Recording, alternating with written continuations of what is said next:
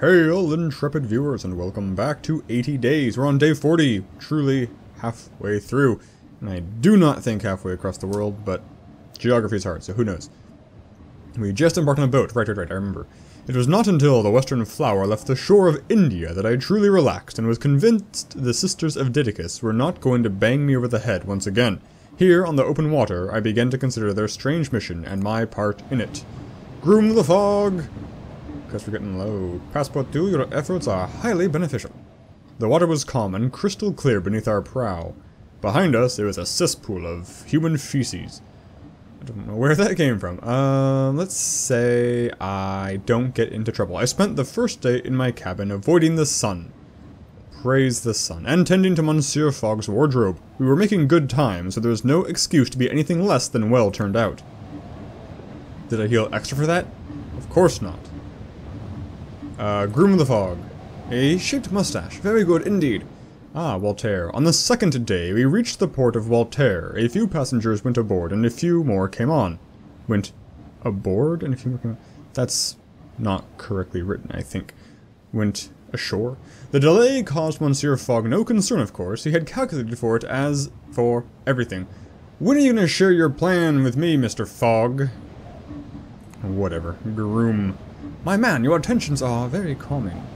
The Western Flower. Groom, groom, groom. A starched collar. Superb. Hey, this boat goes on land. Who knew? We made good time up the coast of India, enjoying the rolling of the waves and the glorious thick scents from the kitchens. It seemed it was traditional on board to hold a banquet for lunch on the final day.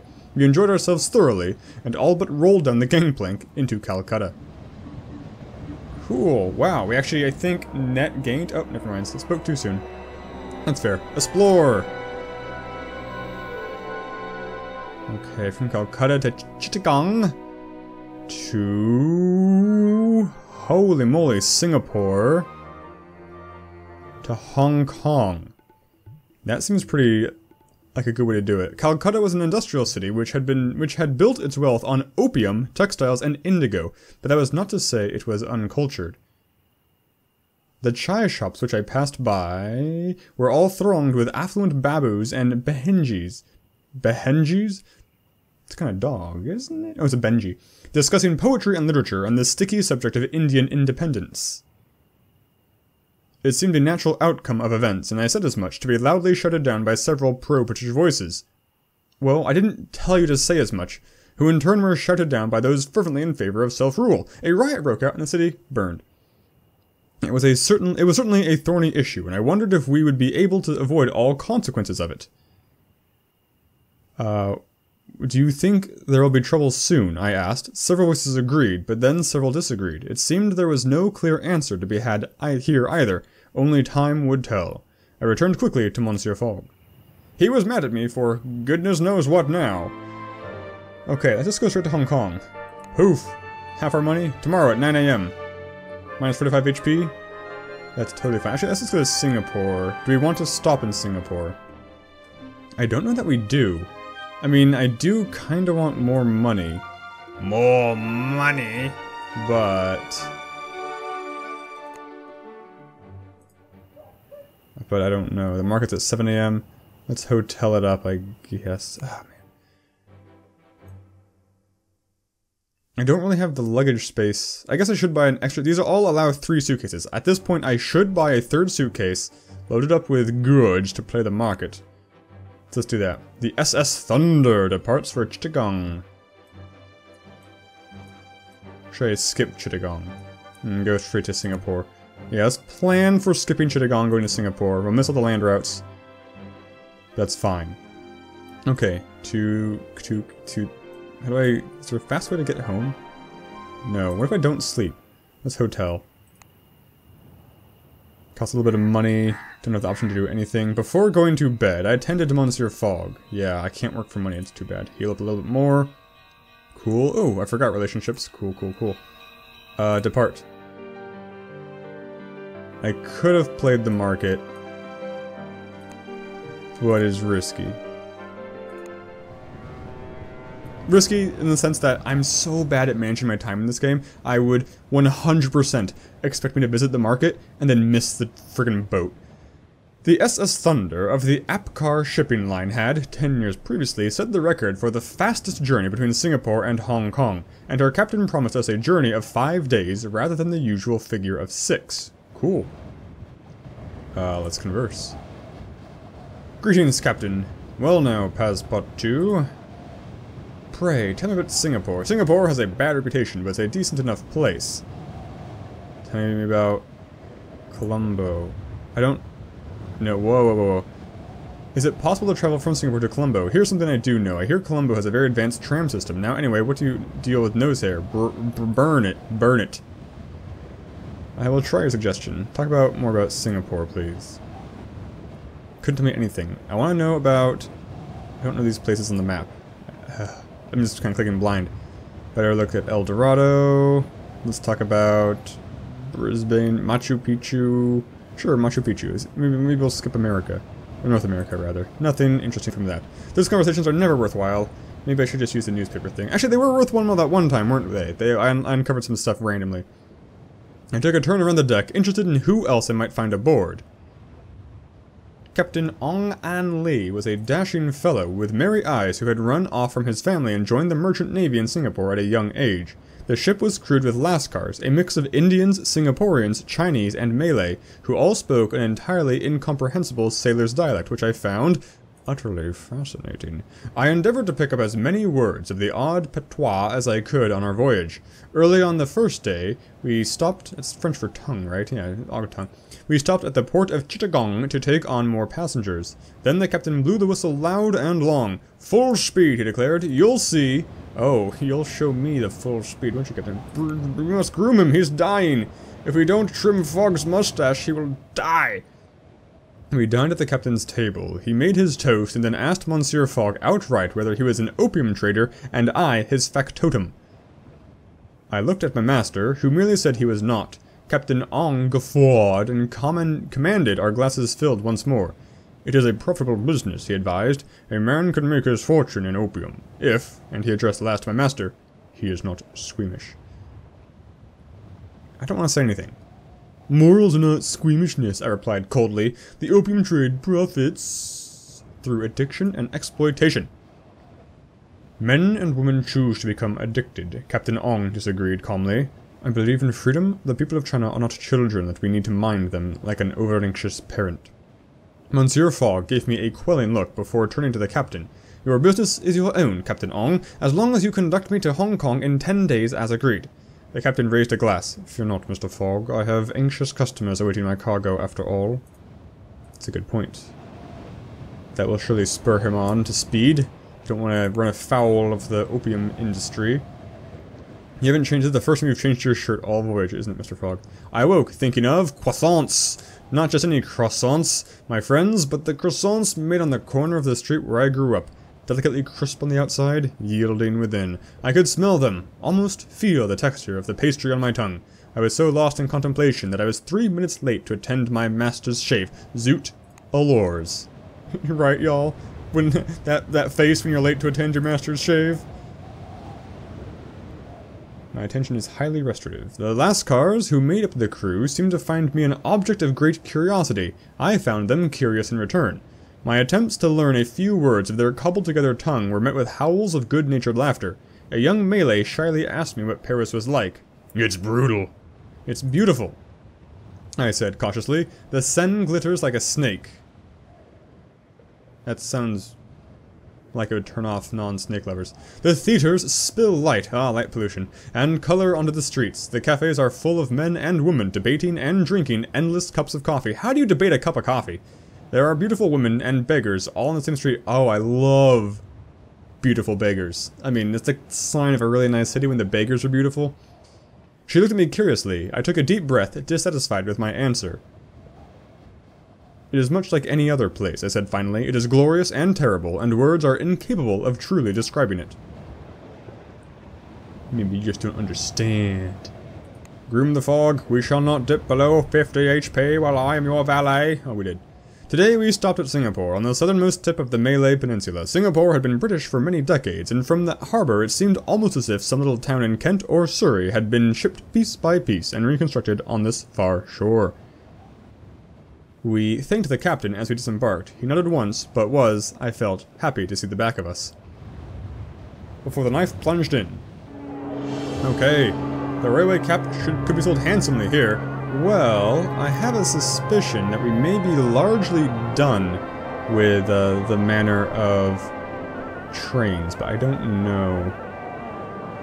Scented candle. Valuable and scented. We're going to Hong Kong. I'll buy the scented candle and the extra suitcase, the tin sheet. In Yokohama, we're going by Yokohama. Why the heck not? It's super cheap. Ginger tablets. Hand mirror. Valuable in Brisbane. I don't know that we're going to any of those places, sadly. The heavy storm set. Sure, we'll pick it up. And we'll pick up the ginger tablets. Cool. Okay, let us explore. Hopefully we can fence that tin and solve our money woes for the rest of the voyage. Singapore was a British colonial port, peopled largely by Chinese, Malays, and Indians, and fueled by rubber exports and opium wealth pouring into the new banks. It seemed a dangerous spot to linger. Did it? Sure. So I made what visa arrangements were required of us and then returned to Monsieur Fogg, but I found him in some consternation. Is there a problem, monsieur? I inquired. We have no way onwards, he remarked, as though upon the weather. Passport to you, you must seek out some transport. Indeed, monsieur. There were plenty of people at hand. I thought I had a route straight to Hong Kong. There were plenty of people to talk to. I inquired about vessels headed for... Manila in the Spanish Philippines. The eastern Australian town of Brisbane. Every time I hear Brisbane, though, I just think of Mrs. Brisbane. Brisbane from Secret of Nim. The Dutch-held city of Batavia. You know what I don't like about the Dutch-held city of Batavia? Unlike the other two options, the Dutch-held city of Batavia gives me no indication as to where the city actually frickin' is. I do kinda wanna go to Australia, the land of criminals. But... Philippines would be fun too. Manila is a really cool place from what I hear. Which one's closest to Hong Kong? Australia? Basically, these two are not close to Hong Kong. I mean, this one's closer than this one. But... let's go with the wild card. Roll them dice. A Chinese soldier pointed me in the direction of a sailboat which bore the rather insalubrious name Spicy Jake. I wouldn't go to Batavia, even if you paid me a king's ransom, the sailor chuckled. Oh, great. Why is that? I heard that the natives are fighting the Dutch colonists. He's also a pirate, of course, as a sailor. I have a nose for bloodshed, the Chinese sailor shrugged. Then again, you rich people do whatever you want, so why am I bothering? Rich? I am not rich, I almost laughed, and then saw his angry expression. Check your privilege, man. I suppose, to such a man, I was well-dressed and well-fed, and had little right to deny my relative wealth. The sailor jerked a nod and went back to his companions, leaving me to contemplate his advice upon the Singaporean dock. Relationships with Fogg improved. Hashtag super friggin' random.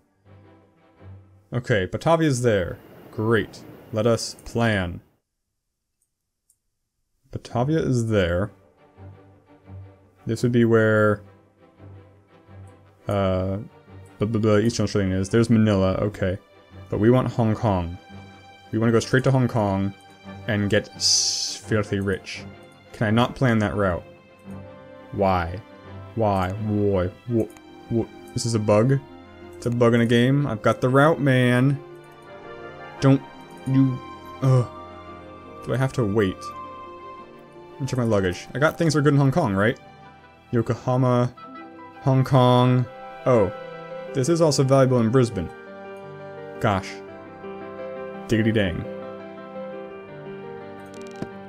Well. Well. Our options... Oh, Saturday. Arrives Monday. What time does it leave? Departs tomorrow at 4 p.m. So we have a small window of time to search for other things. Let's hotel. Talk to people. Hopefully not miss that boat. We made ourselves comfortable for the night, and I attended to Mr. Fogg. Monsieur Fogg. Never improved slightly with tea, blah blah blah. I would like to walk around. Do I have no more explore options? I should have walked around, not seen to Mr. Fogg's namby-pamby haircut. I could have talked to people, explored things. I'm a fool. If I just sit here long enough, is the market the same? The market's the same. Nothing changes. Nothing's new under the sun. Wait, do I have Indian trim timetable? I can get rid of that. We are leaving India. Poof. Air travelers set, not a good thing. Did me. Railway stuff is super cool. Okay, let's hold on to... I don't know, these things. I like how the background music's kind of localized. That's pretty cool. Any more options? Like, should I hotel for another day? Wait it out? I mean, our clock is a-ticking. I really don't think just idling here... Why does his face go gray when I click it? Yeah, I guess we'll have to... depart for Spicy Jake. Even though we don't want to. No. Let me try again. Never give up. Never surrender to Hong Kong. Oh. Why would you tease me by showing me a nice, clear route to Hong Kong and then yoink it away? So cruel. Minus 18. And it only allows 2 luggages. I'll have to fence all the things I spent money on. I refuse. I'm going to wait another day. I'm going to hotel another day. And talk to people. With what remained of the day... we can get some money with the running errands. I went to stretch my legs. And succeeded only in having my pocket picked to the tune of £19. Well, you kind of suck, Passepartout. Hate to say it. Did I unlock all my hopes and dreams? Of course not. Okay, so hotel the night. Passepartout will go walking once again. As night fell, I spent a few hours walking around, and very much enjoyed my time away from Monsieur Fogg. Monsieur Fogg. When I returned, both my spirits and I fancy his, were much improved. Well, that did absolutely nothing. Funds are running low. You know why that is, Mr. Fogg? Because the gods of this world are laughing at us. That's why. Why? This is really bothering me. The natives are fighting the Dutch colonists. Jesus. This is gonna be terrible. It's gonna be horrible. It's gonna be a... Things are not gonna go well. I really, really wanted to go to Hong Kong. More than anything else in this game. Did the market refresh? Market does not refresh. Okay, well...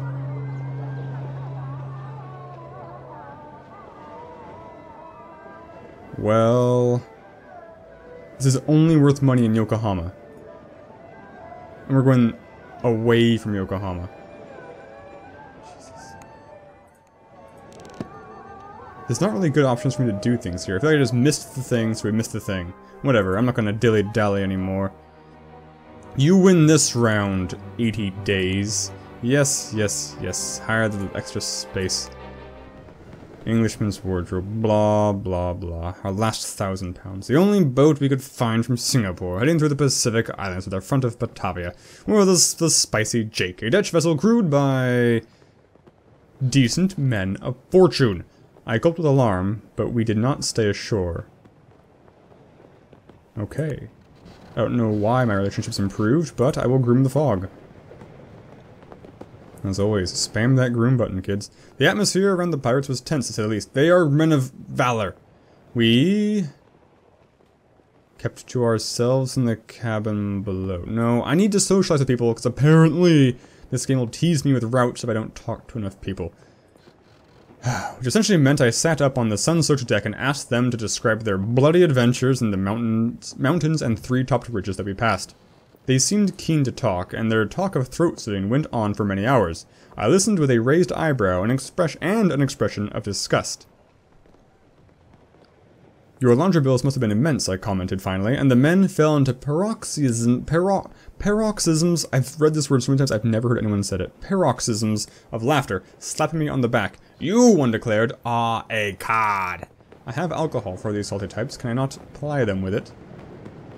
Groom the fog. And land. Land, god dang it. The second day began with a Batavia in sight. The captain came and found us. I apologize if my men have made sport of you, he began, in heavily accented English. They are children, cruel but kind-hearted. Very, very accented.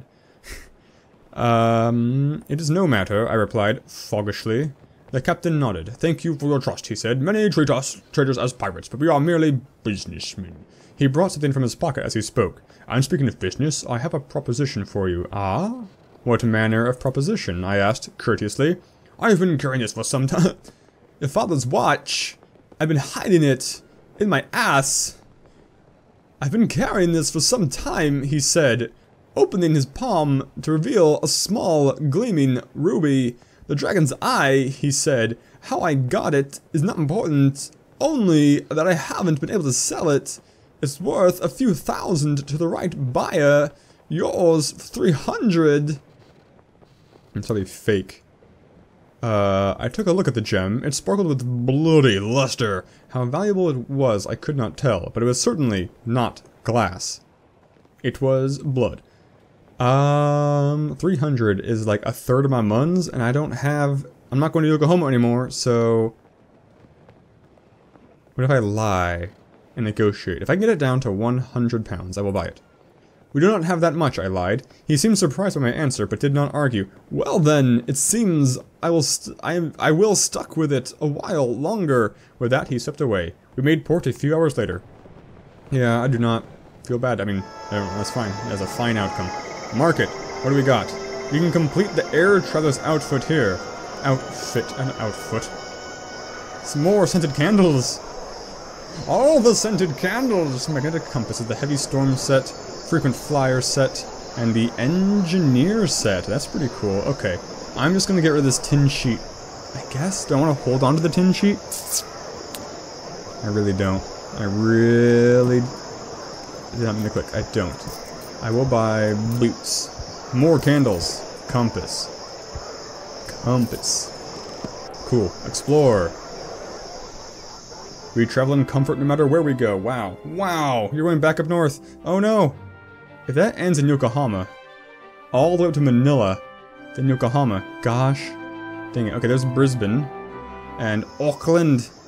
The heart of Hervestad, the exalted city of Batavia, was a floating fort of gigantic iron struts built over the swamplands of Kali Basar and overlooking the Sunda Kalapa harbor. Dutch hotels and Chinese settlements dotted with Buddhist shrines pushed themselves up into the shadow of the walls, hemmed in by the sprawling, unplanned Javanese kampongs. I went out on foot, but had only gone a few hundred meters when an explosion rocked the city, knocking me to the ground. I tried to get a better view, but it was unclear what had happened. A pillar of smoke was rising from somewhere to the north, and all around people were moving in a panic. Then, as the dust cleared, I saw the exalted city was now leaning. One of its great supports had been blown away. That was an attack that would not be ignored. I resolved to ensure we left the city as soon as possible. Smart. Okay, plan.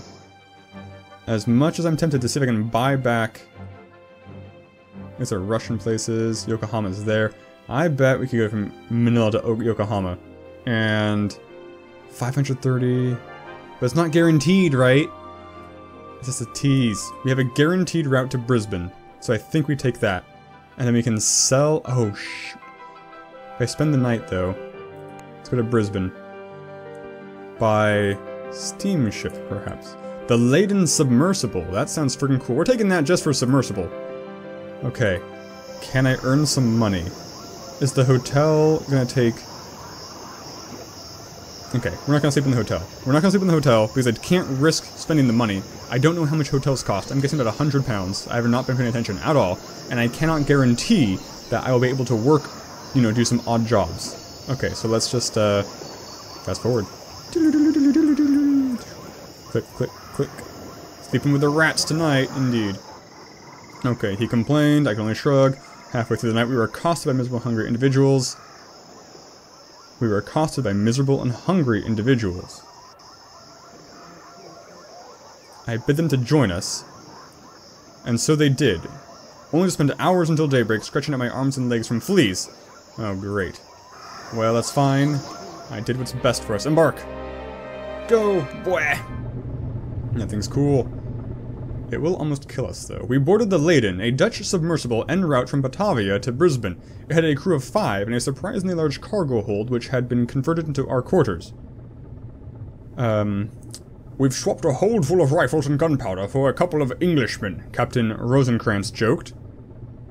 I am French, Captain, I insisted tiredly. Oh, my apologies, the captain replied airily. Welcome aboard. It will be a beautiful journey to Brisbane, mark my words. Under the sea, groom the fog. Cool, this will mitigate the uncomfort of the journey. The first day's journey was along the surface of the water, although as I understood it, we were descending extremely slowly throughout. Something to do with pressure. No doubt. The subject of pressure obsessed the crew, and every corridor of the small craft was fitted with an eye-level barometer. I could not help but notice that each barometer had an area marked in red. I hoped we would not find out what it signified. Towards evening, we finally dipped under. The view became dim. There were not even any fish. I trusted to the ship and crew. The Dutch were known for the sturdiness of their submersibles. Look how fast we're moving, though. This is awesome. I guess we'll converse. Greetings, first mate. You're the French... who's the first mate? Riker? I don't know. I can't do a Riker impression. You're the first one, right? Yes. What do you know about Brisbane? I hear they are making wine in Brisbane. Who knows if it is any good? What about... I don't know about Auckland... Bloemfontein, Santiago. How about this one? Is it possible to go from Brisbane to Bloemfontein? Ah, sounds unlikely to me. What about Santiago? Who cares? But you can buy high-grade iron ore in Santiago. You can sell it for a profit in Khartoum. That sounds like it would be useful to know to somebody who had money. Those candles better sell for a lot of money. The crew was in fine fettle, and the larder was well stocked. Apparently, selling weapons was a lucrative business, I found. I should have bought weapons. My moral qualms quite stole my appetite, and so I ate sparingly. Monsieur Fogg was not similarly affected, and settled himself onto the observation deck with his ledger and a pencil, roundly ignoring the magnificent seascapes that were murkily illuminated by the Laden's enormous phosphorescent lamps. Such a boring Mr. Fogg. Let me groom the fog. Yes, excellent. A shaped mustache. Superb. I shaped it like a dick. Captain Rosencrantz wanted to show me her collection of diving suits. They were armored in copper plate and fixed with iron spikes all over. Why are they covered in spines? I queried, running my fingers along their sharp points. I know it's a girl, but I did Patrick Stewart, so I'm sticking with it. And I know it's a bad Patrick Stewart, don't... Just in case a shark tries to take a bite out of you. Shut up, Wesley, the captain replied with a smile. I laughed at her joke, and she looked at me blankly. To tell the truth, she said, relenting, they are armored against the attacks of other men and not sea creatures, though I was glad of it when I stared down the sharp-toothed maw of a great white last year. My Patrick Stewart sounds too much like Sean Connery. I hefted one of the helmets in my hand. It was heavy and leather-lined, with thick plate glass lenses with polished tortoise shells surrounds at the edges. Are you afraid of the water? The captain asked. I do not fear the ocean particularly. What sane man is not? I challenged. The ocean is a powerful thing, and not to be trifled with. Captain Rosencrantz regarded me levelly. I find a great sense of peace in the ocean when I dive. Perhaps you should try it. Perhaps I will, I answered. She said, and I suspected it would not be the end of our conversation on the matter. Oh no, he's dying. Can't let our fog die. The Great Barrier Reef is one of nature's great wonders. Talking. Captain Rosencrantz said to me at breakfast, holding out a diving helmet with one hand. Would you like to experience it up close? Sure. I accepted the helmet eagerly, and followed her to the preparation chamber, where I managed to put on my spiked diving suit without puncturing myself. Any advice? I asked. Breathe deeply, and remember that the creatures out there are more afraid of you than you are of them, she said, adding, your dive will be easy. She fitted my helmet, and I unchecked the seal. The air inside tasted stale. I lumbered behind her into the airlock and watched as the captain closed the hatch behind us and made a thumbs-up gesture at me. I returned it. I saw her smile behind the glass of her helmet. Then she pulled a lever, and the outer door slid slowly open. Sea water began to pour into the now unsealed chamber. The captain grabbed the back of my suit and pushed, and I was in the water and sinking till my feet hit the ocean floor. I flailed and took panicky breaths until I realized that I was not drowning. I was not drowning. The mud and sand I had kicked up with my landing settled. I felt a tug on one of my air pipes, and the captain was standing beside me. Oh, beyond her, the reef! Schools of darting iridescent fish dodging playfully away as we swam closer. An achievement for the ocean floor, cool. I have never seen colors so bright, so deep, blushing pinks and indigo blues, searing orange and butter yellow. I lumbered into a school of zebra-striped fish. No. I stomped under an archway of lilac coral. Why does everything I do sound so destructive? Wreathed with fronds of semi-translucent anemone, a bridal bower fit for a mermaid queen. The captain took a close watch on me, but I felt still and calm, and serene underwater. Outside was a carnival of color, but I could hear only my own breathing in my head, as though I were sitting in the eye of a flash-finned storm.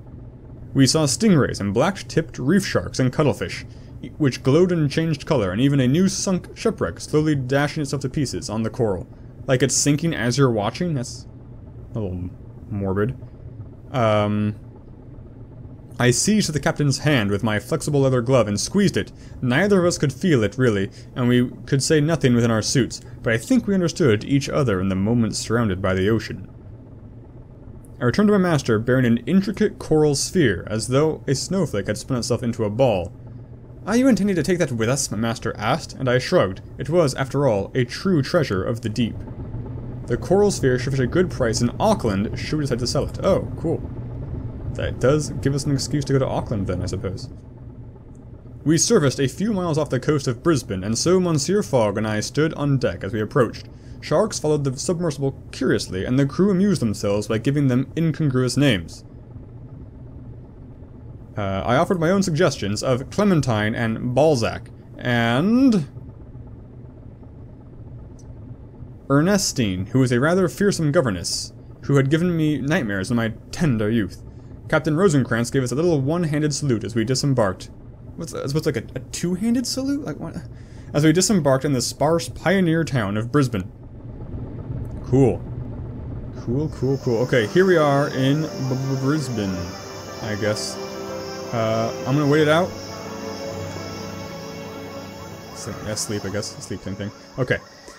I'm gonna end the episode here. Given that we started this episode on day 40, and we're now on day 57, tomorrow, or the next episode, is probably gonna be very long, but I intend to play it to the end. If it ends up being too long, I'll split it in two, but my intention for now is next episode will be the finale. So we will find out whether or not I make it around the world in 80 days. Pretty cool. Thanks so much for watching. Since your catchphrase.